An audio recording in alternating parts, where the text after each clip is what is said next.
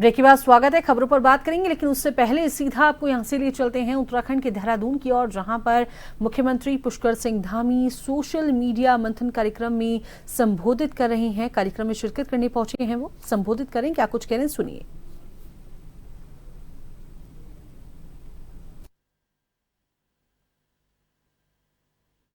देश में भी कहीं कर रहे हैं तो कहते हैं उत्तराखंड एक सबसे अच्छा स्थानों में से एक अच्छा स्थान है, जो भगवान के सबसे नजदीक का स्थान है। तो उसको बनाने के लिए हम लोग काम कर रहे हैं। आगे चल के हमारा प्रयास होगा कि और अधिक अच्छी संख्या है, लोग आए यहाँ से एक अच्छा अनुभव लेकर जाएं।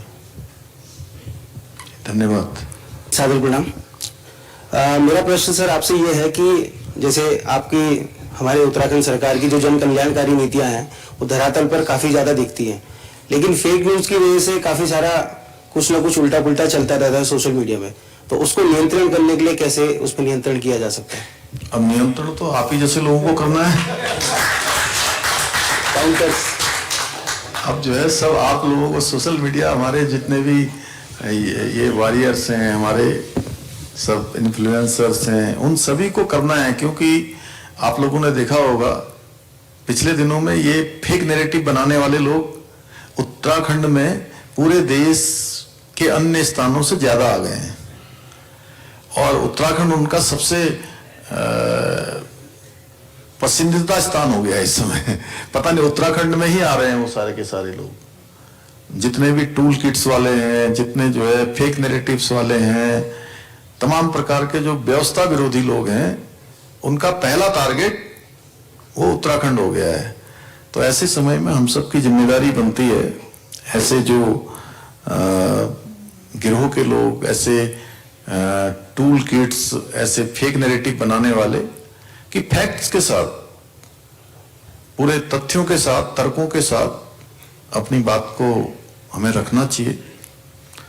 और मुझे लगता है कि तर्क आधारित बात रखेंगे तो वो लोगों के सामने बेनकाब हो जाएंगे उनकी, क्योंकि जो झूठ होता है या फैब्रिकेटेड चीजें होती हैं वो लंबे समय तक चलती नहीं है। एक समय के बाद लोग समझने लगते हैं, और ऐसे लोगों की जो थोड़े समय के लिए जो है अपनी बढ़ाने के लिए, अपनी रीच बढ़ाने के लिए, अपना बढ़ाने के लिए उल्टी पुल्टी चीजें करते हैं, झूठ बोलते हैं, तो वो धीरे धीरे बेनकाब हो जाते हैं। और इसमें हमको अलर्ट भी रहना चाहिए, अटैक भी करना चाहिए, और अवेयर रहना चाहिए हर समय कि कौन सी चीज आ रही है, कौन सा क्या हो रहा है। उसके हिसाब से हम जवाब देंगे, तो सही जानकारी देंगे, तो तेजी से काम करने के लिए हम तैयार रखेंगे। तो इन सब न्यूज़ों का जो भी प्रभाव है वो स्वतः ही कम हो जाएगा, स्वतः ही उनकी रीच कम हो जाएगी। अगले प्रश्न के लिए आमंत्रित करूंगा देहरादून से इन्फ्लुएंसर एंड सोशल मीडिया की निहारिका जी। कृपया आप माननीय मुख्यमंत्री जी से अपना प्रश्न करेंगे। नमस्ते। नमस्कार सर, मेरा नाम निहारिका है। मैं एक लाइफस्टाइल और फैशन इन्फ्लुएंसर हूँ और साथ में एक एक्टर भी हूँ।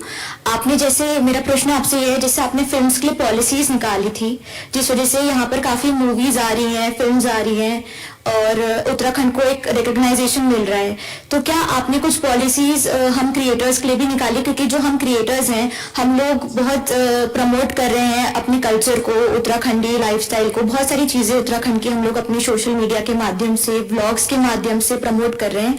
और अगर मैं खुद की बात करूं और हम सबकी बात करूं तो सीएम सर से मिलना खुद में ही एक अचीवमेंट की बात होती है। आपसे मिलने के लिए लाइफ में कुछ अचीव करना पड़ता है, और अगर आज हम यहाँ आए हैं तो एज अ क्रिएटर आपसे मिलने आए हैं, तो वो हम सब के लिए एक बहुत बड़ी अचीवमेंट है। तो आजकल के लोग इतना सीरियस नहीं लेते हैं करियर की, सोशल मीडिया क्रिएटर होना एक करियर ऑप्शन हो सकता है। तो मैं बस आपसे ये जानना चाहती हूँ कि आपकी कुछ पॉलिसीज